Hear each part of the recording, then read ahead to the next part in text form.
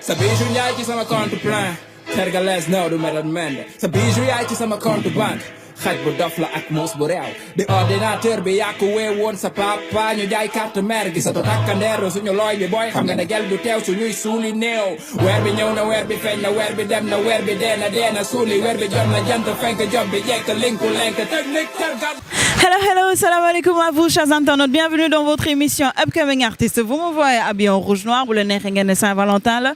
Maybe, est-ce que tu as comment dire préparer di 14 février. Mais bon, quand même, hein.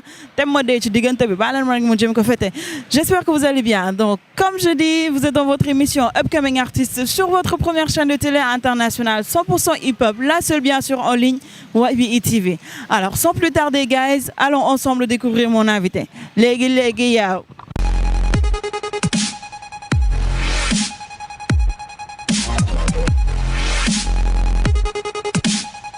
Hello, à vous qui venez de me prendre en cours, je rappelle que vous êtes dans votre émission Upcoming Artist sur votre première chaîne de télé internationale 100% hip-hop YBE TV. Alors, me voici aux côtés de mon invité, je vais bien sûr lui laisser de se présenter à vous, chers internautes. Salam. Hello, Miss.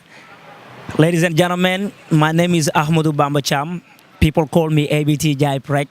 It's a pleasure and honor for me to be in front of you today. People call you ABT Jai Prek. Pourquoi ce nom ABT Jai Prek? Alors, ABT, ça vient de mon nom, c'est un acronyme. ABT, ça signifie Ahmadou Bamba Cham. Mais c'est un peu prononcé en anglais, c'est lu en anglais comme A qui nous vient de Ahmadou, B qui nous vient de Bamba et T qui nous vient de Cham. Alors ABT, c'est un acronyme. Jai Prek, alors c'est quelque chose qui véhicule la paix que je véhicule à travers ma musique. Parce que ce Jai Prek, ça veut dire Jai paix, paix qui signifie la paix, Jam, Rek, que c'est. Mais Prek, Prek ne veut pas dire paix. Paix, Rek, parce que quand on écrit Prek, Pi, rec et collé quoi. Ok, pi, rec et collé. On ne colle pas le P et le rec. On fait P espace rec ou bien P apostrophe rec, ce qui veut dire P, rec, P seulement. Ok, just a piece. Ok, alors est-ce que tu peux un peu nous faire une petite biographie de ABT Jai Prek? Oui, ABT Jai Prek a commencé à faire le rap galsen depuis 2012. Il évoluait dans un label qui se nomme 3 Team. Alors d'ailleurs, je fais partie de la première mixtape de cette label qui se nommait Ce n'est que le début. Et je faisais partie d'un groupe qui se nommait Chromosome. Et je faisais du rap avec un bro, Da Breezy. Je salue au passage. And then I started to rap like a single rapper. And I was in Yonwi Production. I made over there so many singles. But I stopped the rap music for 1 year. From 2017 until 2016, I stopped to do rap music. But now I have started again to do rap music. That's it. And I'm preparing something, which is my mixtape. As I said, I started like a single rapper in Yonwi Production. And I was working with a brother whose name is Lamina. He was my DJ. But now I'm in 3 Team. And I have done my mixtape. And it is out now. And we're going to talk about the mixtape to let people know where they can go in order to get the product. If they want to buy, how can they do in order to buy the product too? Super. Alors, la mixtape vient de sortir ce samedi 28 dernier à Chess, au CEDEPS de Chess. Alors, tout à l'heure, dans tes paroles, tu nous disais un peu depuis combien de temps tu as commencé à rapper. Mais on se demande pourquoi le choix du rap et pas une autre musique? Alors, j'ai commencé à faire le rap depuis que j'étais tout petit. Parce que j'avais mes grands frères à la maison qui faisaient le rap. Ils se nommaient Biggie Cho. Ok, ils me faisaient monter sur scène et me donner quelques paroles. Alors que j'étais un petit enfant. Alors, j'ai incarné un peu le rap, c'est lui. Et alors, ça a tout déclenché. Et j'ai choisi de faire le rap musique. Et aussi, je sais que le rap est une musique noble. Alors, j'ai choisi de le faire. D'accord. Tu étais en train de nous dire tout de suite que tu as fait des scènes alors que tu étais encore enfant. Te rappelles-tu de ta première scène et explique-nous un peu comment c'était? Oui, je me rappelle. Quand j'étais tout petit, c'était au SEM Ousmane Ngom. ouverture foyer et mon grand frère m'avait fait monter sur la scène. C'était la première fois. J'étais tout petit, j'avais pas peur parce que je ne savais pas ce que je faisais. Je n'avais qu'à maîtriser ces paroles et les faisais passer. Et c'est ce que je faisais. That was cool, that was wonderful. I loved it. Alors, étant enfant, c'est vrai qu'on n'a pas trop de stress, qu'on n'a pas trop de crainte et que quand on nous met sur scène, on ne fait qu'exécuter ce que l'on nous dit. Merci. Super. Alors, si on doit aujourd'hui qualifier le style de rap de ABT, quel style de rap ABT pratique? Alors, ABT pratique le plus les trap jollof. Le trap jollof parce que j'aime ces percus, j'aime ces instruments d'Afrique. Ça m'inspire et je veux aussi partager ma musique avec un public qui n'est pas totalement hip-hop, un public qui aime cette balance, le hip-hop et le jollof, tu vois, c'est ça quoi. En tout cas, ça pimente trop et j'aime ça, ça m'inspire. Alors toi, tout ce qui est pimenté, tu es dedans. D'accord. Alors ABT, en tant que jeune, quel est ton plus grand rêve? Alors, mon plus grand rêve d'artiste, c'est de me faire connaître partout dans le monde. Et en même temps, je vais représenter mon pays, le Sénégal, le vert jaune rouge. Je vais porter le vert jaune rouge partout dans le monde à travers ma musique. C'est ça que je rêve. Bah, moi, je prie pour que ce rêve puisse se réaliser et que tu sois un grand artiste qu'on puisse nommer dans le monde entier. Que tu as du talent, moi je l'ai déjà vu, tu as du talent et tu es top. Alors sans plus tarder, chers internautes, moi je sais qu'il a du talent, mais vous allez le découvrir tout de suite à travers sa vidéo.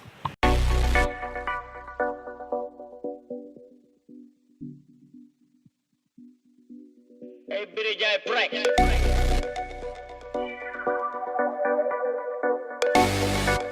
Production. Production. Hey, Billy J. Break.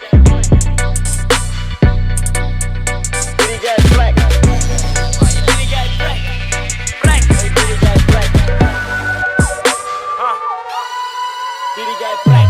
Sama destin missile bu ñu lancé la exécuté programme bee tax mu atterrir taay et lancé la fa ma aju dafa kawe bu ma may riir pour te dire du yaay ki may dire doo cible bul ni suñu tekki dañu impossible ci game bi ñun xëccowuñu benn public te duñu toog di game ci benn banc public ba ma lakk sama bardigaadu maag ba léegi laa xam ne du ma ndaw kon màgg na ci la firi sama laaf naaw jéem a fori bant tey tàgg na fi ma toll soxla wu ma ku ma tàgg ku ma xasa ma gënal ku ma ñaanal ma jël jéem a delloo jukkal samay noon ca jël man naa la woowee Taliban gi xam nga tal te man talu ma toog ci ban tene sa taat boppu koñ gi xatal satan lekk sama yàpp yaram fàtte dara si ne danga dara si ne man dama aara si ne li may rap aara si ne boo xamul fi ma jëm nigga bu ma jéem ma jëw ndax sama noom ba tekki nigga du yaa koy ëw may caravane yaay xaj bi mbaw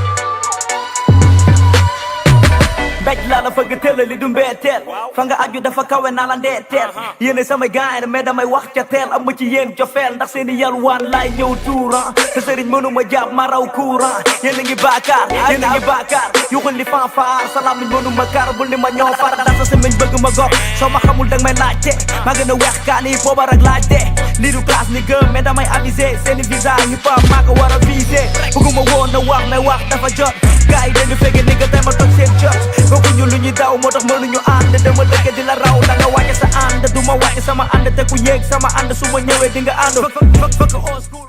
Alors chers internautes, vous avez vu sa vidéo, j'espère que vous confirmez ce que j'ai dit, qu'il est dope. Alors cette année 2018, on est à 30 ans du hip-hop Galsen. Alors en 30 ans de vécu, quelle analyse peux-tu avoir entre le hip-hop du old school et le hip-hop du new school aujourd'hui?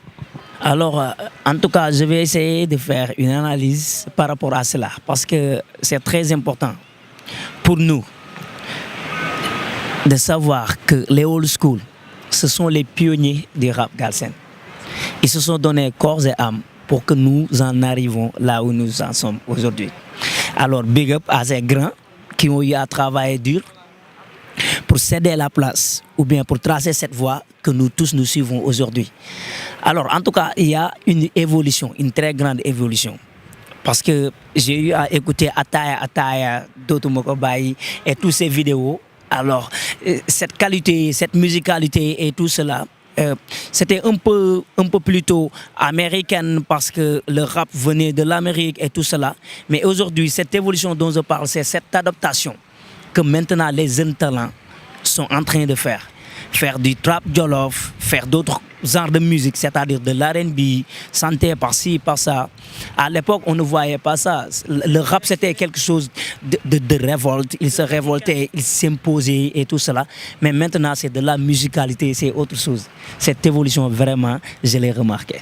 Donc, si on comprend bien, le rap old school, c'était radical et c'était centralisé sur un petit truc, alors qu'actuellement, il y a une évolution, il y a une expansion et qu'il y a beaucoup plus de diversité par rapport à l'ancien rap, par rapport au rap old school. Alors, à ton avis, en tant que jeune artiste, quelle est la solution pour pouvoir extérioriser davantage le rap galsen et que notre rap galsen soit consommé à l'extérieur comme nous consommons le rap des Américains ou des Européens? D'accord. En tout cas, le monde est un village planétaire. Une village planétaire maintenant. Alors, les informations vont très vite. Ce que je pense, c'est-à-dire que nous devons nous imposer. À travers quoi? Notre culture. Mais comment? En utilisant notre propre musique, comme le font les Nigériens. Ils utilisent leur afro-trap, je ne sais pas quoi, pour véhiculer leur musique. Leur coupé décalé pour véhiculer leur musique. Nous consommons cette musique alors que nous n'habitons pas au Nigeria ou bien quelque part. Alors pourquoi on n'utilise pas ou bien on ne consomme pas la musique sénégalaise à l'extérieur? C'est parce que nous copions trop de ces gens alors que nous avons quelque chose qui nous est propre.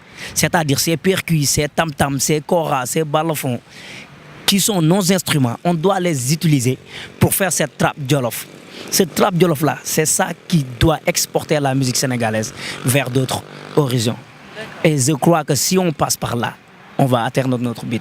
Parce qu'il y avait Fata qui le faisait à l'époque. Trop de personnes ne comprenaient pas. Mais maintenant, ils s'imprègnent et ils comprennent.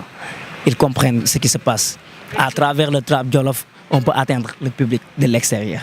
D'après toi, la solution, c'est d'utiliser nos propres moyens pour pouvoir s'imposer à l'extérieur. Nos propres percus, c'est tam-tam qui nous est propre. Quelque chose que le monde extérieur n'a pas et ne sait pas. Alors qu'on l'a. Alors on doit leur faire savoir cela.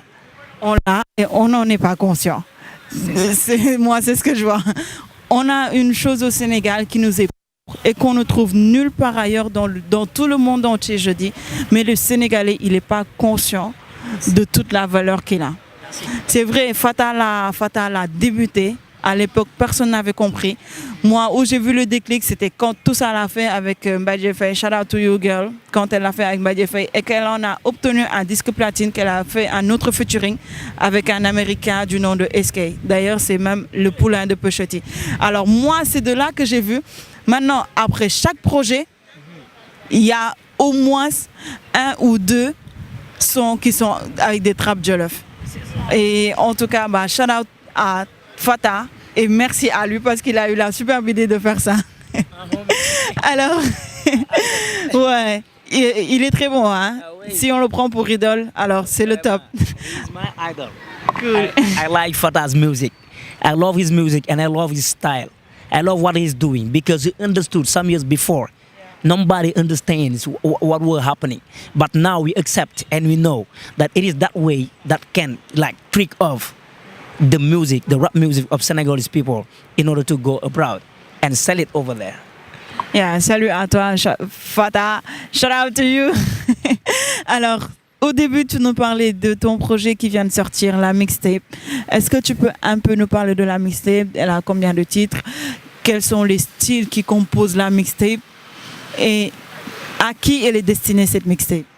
D'accord. Alors, cette mixtape, ça se nomme Legi Legi Johnny Johnny. Alors si vous voyez le nom, c'est-à-dire ici et maintenant, tout de suite, vous voyez cette répétition, cette pléonasme. Légui, ça signifie maintenant. Johnny Johnny, ça signifie aussi maintenant. Mais c'est un vocable pour l'art. Alors j'ai composé ces deux vocables, pour l'art et Wolof, pour en sortir ce nom.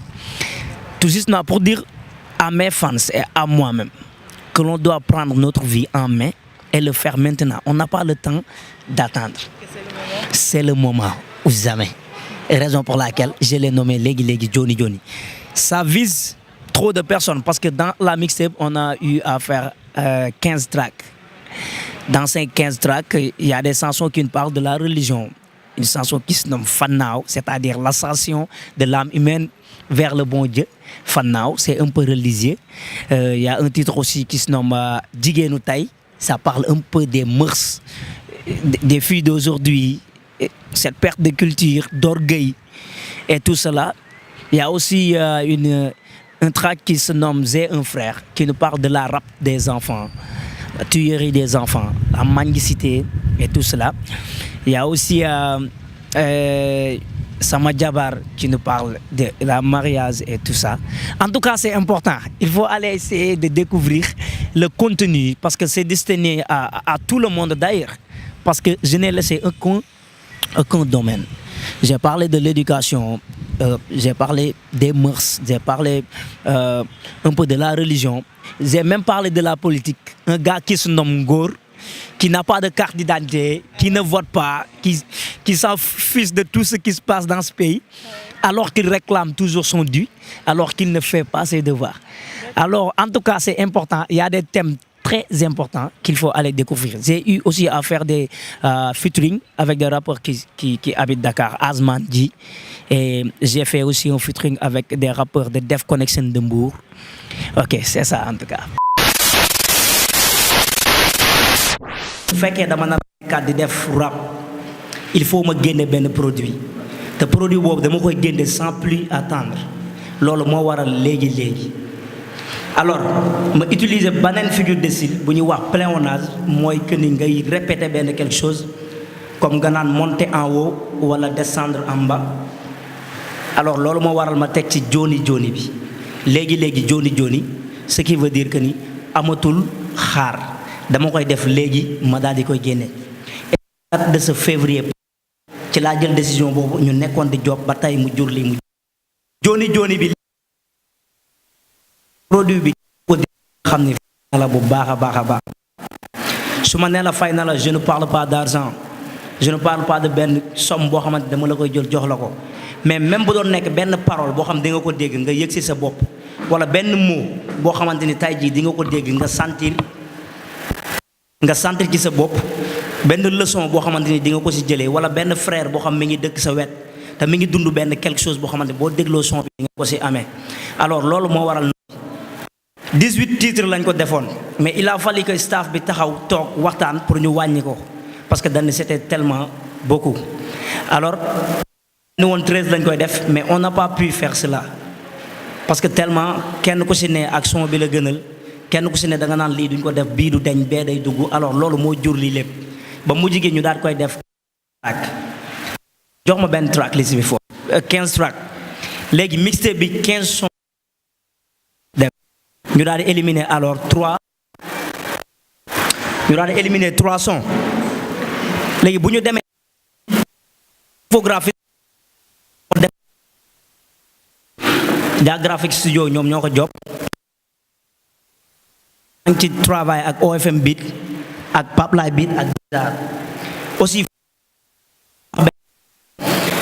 je ne crois pas que ni mixtape boo gis rek beat yëpp waruñu ko programmer am na nit yu mixtape bi joobu album nga ko job parce que amul benn beat boo xam da nga ko télécharger alors man personnellement je suis contre ñuy dem ci internet bi di télécharger ay beat tandis que on a nos propres beatmakers fii yoo xamante ni ci hip hop Galsen la ñu ne di liggéey pare pour bëgg ci tedd ñooñu dañoo war dem ba ci ñoom fay leen xaalis non seulement mais toog exposer leen say paroles ak idée chanson bi nga am lan la ñoom dañ la ciy jox benn apport nga toog ñu programmer le beat bi tëggal la ko ni nga ko bëggee bu ko defee di nga mën a génne li nekk sa xol. alors Paplay Beat laa ci liggéeyal chanson yu bëri moom moo ko produire parce que c'est un ami c'est un frère boo xamante ni jege na ma sama complice la mën naa wax lool. liggéey naa ci ak Bizarre moom moo toog ni sama wet moom studio 3 Team am na ay bidjum ci programme moom aussi moo enregistré son yëpp sauf track 4 bi nga xam ne ñoo ngi ko enregistré Mbour. liggéey naa ci ak OFM Beat Ousmane il est un étudiant à l'université Gaston Berger de Saint-Louis am na ay beats yoo xamante ni moom moo ko si tëgg. léegi su ñu ñëwee si track bi si njëkk sama ñetti dëgg la tudd moom la ñu jël comme intro mixtape bi sama ñetti dëgg laa ko tuddee parce que li may wax ci chanson boobu lu ma gëm la lu ne sama xol la ma koy relater di ko génne. alors comme on a tendance de le dire en wolof nit su la waree fu la danaan la kaay ma wax la sama ñetti dëgg loolu moo war a titrage boobu. alors ñu am Joni Joni moom mooy chanson bi nga xam ne moom moo porté noowu mixtape bi parce que moom laa njëkk a génne bàyyi ko mu dem. alors mu doonoon chanson boo xamante ni def naa ci avertissement pour montrer les rappeurs yi nga xam ne ñoo fi nekk que dama ñëw maintenant pour def am naa ay staff bu taxaw ginnaaw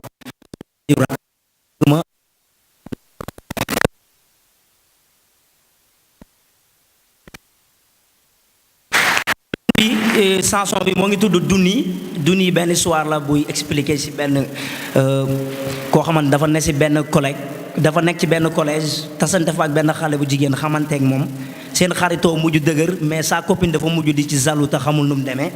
alors Duni loolu lay wax ñoo far moom laa def ak gars yi nga xam ne Mbour la ñu nekk ñoo far chanson la boo xam ne day wax ci cadre amitié que ñun rappeurs yëpp ñoo bokk ndey bokk bàyyi war nañu mën a nekk benn bàyyi tongo bee ŋaay dara jaru ko fi. suñ jógee si loolu ñu dem si di nga ma sëyal comme titre bi ni mu koy waxee loolu leer na nga nekk ak benn xale bu jigéen boo xamante ni tu l'aimes tellement ngay ñaan yàlla ëllëg yàlla boole leen ba mu nekk sa soxna. ñu am ci chanson boo xamante ni Saayfa la tudd Saayfa mooy son boo xam da nga koy def invité ci rappeurs yu bari ñuy def ego trip ku ci ne di wane boppam di expliquer sa technicité et am na chanson boo xam Fannaaw la tudd Fannaaw chanson bu un peu spirituelle la. parce que Fannaaw mooy l'ascension de l'âme humaine vers le bon Dieu alors chanson bi dugg tuuti ci suñu religion yaakaar naa dina am solo ku ko déglu koo xamante ni c'est un musulman dina ko intéressé même si tu n'es pas musulman ça va t'aider nga xam tuuti ci esprit musulman yi ak seen ay affaires. beneen chanson bi ci topp moo tudd Ngor c'est un gars boo xamante ni amul carte d'identité amul carte électeur du voter il n'est pas exemplaire du citoyen boo xamante ni bu baax la. te foo ko fekk mi ngi werante ëpp nit ñi làmmiñ te du def devoiram alors kooku mooy Ngor bu ñu jógee loolu ñu dem ci Calebasse sound bi dama ko tuddee Calebasse parce que but bi biñ koy programmer Pape Laye ak Bizarre dafa am ay percus yoo xam Calebasse lañ ko tëggee alors rythme boobu neex ma tuddee ko Calebasse def ci benn ego trip. am na sama jabar mi ngi doon soxna soo xamante ni dafa baax nga takk ko mu baax yërëm sa yaay nekk ak say parents du xuloog say rakk. bon di la sëyal sëy bu rafet une femme exemplaire la ñu way fii am na LMT mooy lan moo may téye moom laa génne ak authentique Zeus mu doon sound boo xamante ni dañ si wax ni dara waruñu mën a téye notre musique on peut l'emporter à l'extérieur génne ko ci biti jaay ko te loolu war na mën a nekk. ñu dem si buuru pël problème de caste moom la ñuy wax ay waaw bon diggante pël ak tëgg diggante pël ak séeréer. affaire yu demee noonu bon genre kalante yooyu la moom mooy buuru pël ma si tooñ sama mbokku pël yi buñ jógee ci loolu ñu dem si jigéenu tay chanson la boo xam day wax ci suñu valeur yi nga xamante ne ñi ngi koy perte maintenant jigéen yi nga gis ni ñi ngi am ay comportement yoo xam waruñu ko war a mën a am suñu xoolee ci seen ay yaay wala seen ay maam wala kër gu ñu jógee wala fu ñu soqi ko war nañu mën a doon ay exemple am jikko ju baax au lieu ñuy am ay jikko yoo xamante ni rafetul.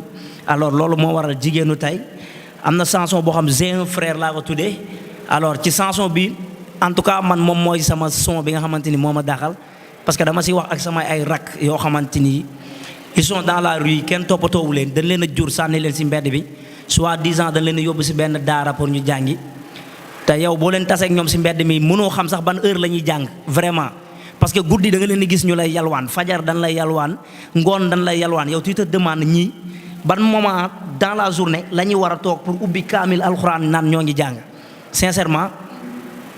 ak aussi wax naa ci xale yi nga xamante ni dañ leen di jàpp maintenant di leen yóbbu di leen sàcc di leen ray di leen def lu metti te ay xale lan li ñu xam bariwul maa ngi ko tëjee aussi yaa ngi aljana alors yaa ngi aljana benn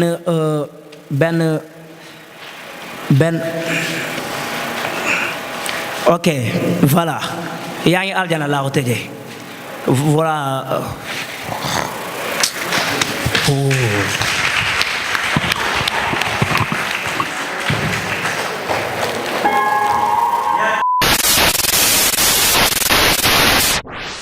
En tout cas, elle est très riche. Moi, j'ai déjà eu à l'écouter. Je vous incite, vous, chers internautes, à aller l'écouter. Vous avez vu sa vidéo, elle est dope.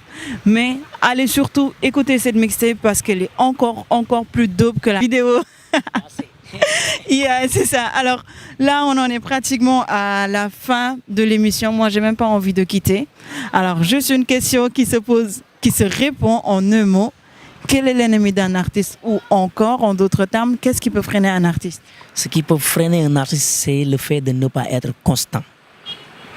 Je m'explique. Un artiste doit être constant. Tes fans ont besoin de toi. La musique, il est là. L'inspiration, il est là. Il faut faire sortir ce que tu as dans ta tête et dans ton cœur et le partager avec ton public. Je ne suis pas avec un artiste qui sort un single et attendre des années pour faire quelque chose encore. Les gens ont tendance à t'oublier. Un artiste doit être constant, être sur la scène, être ici pour ton public. Si tu le fais, rien ne pourra t'arrêter. Mais si tu t'absentes trop là, tu perds ton public et tu perds tout, ton talent et tout. Alors, chers artistes, soyez constants, soyez présents, que ce soit dans vos sons, sur scène, partout où vous pouvez être pour exprimer votre talent. Faites-le. Maintenant, Kai me griller de Gantan et BT Jaiprek. Comment s'appelle l'émission? Bon me griller, ouais, mission tamit. En tout cas, je connais EYB. Tu connais YBE, il n'y a pas de souci, mais comment s'appelle l'émission que tu es en train de faire?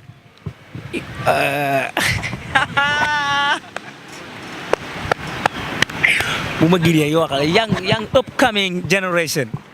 Upcoming generation, I got it. It's not upcoming generation, it's upcoming artist.